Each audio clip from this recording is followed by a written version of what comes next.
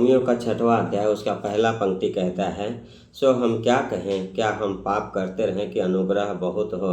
कदापि नहीं। हम जब पाप के लिए मर गए तो फिर आगे को उसमें क्यों कर जीवन बिताएं? तो यहाँ पे पौलुस सवाल कर रहा है पहले कि क्या हम पाप करते रहें कि अनुग्रह बहुत हो।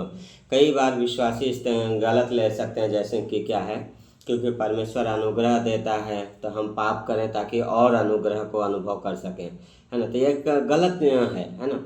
हम अनुग्रह है इसलिए हमें पाप नहीं करना, है ना। अनुग्रह हमें पाप करने का लाइसेंस नहीं है, पर अनुग्रह परमेश्वर के पास उसकी उपस्थिति में जाने के लिए एक विश्वासी के लिए क्या है, जरिया है। क्योंकि परमेश्वर अनुग्रह देता है इसलिए हम क्या है उसके पास और जा सकते हैं और हियाव के साथ जा सकते हैं। तो हम पाप में लगातार नहीं जी सकते। अनुग्रह है इसलिए हम पाप नहीं कर सकते और पाप में लगातार नहीं जी सकते, है ना। नहीं तो हम परमेश्वर की संगति को खो देंगे, है ना। उसके संगति के आनंद को खो देंगे, क्योंकि पाप हमेशा परमेश्वर से हमें दूर लेके जाता है। इसलिए जब 12वें अध्याय वचन में पहुंचता है, 6वें अध्याय का 12 वचन में कहता है, इसलिए पाप तुम्हारे मरणहार शरीर में राज्य न करे कि तुम उसकी लालसाओं के अधीन रहो, है ना। तो क्या बोला, पाप तुम्हारे जीवन में मरणहार शरीर में क्या करे, राज न करे, है ना।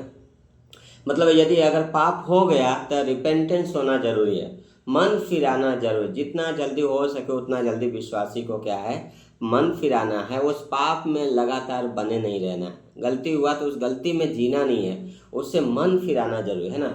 जब उसमें जीने लगते तो क्या होता है, उसका कंट्रोल हो जाता है, राज करने लगता है। तो वही चीज़ बोल रहा है कि क्या है, पाप तुम्हारे मरणहार शरीर में राज न करे, है ना, बल्कि क्या है, अनुग्रह में बढ़ते जाओ, है ना, उसके लालसाओं के अधीन न रहो, है ना।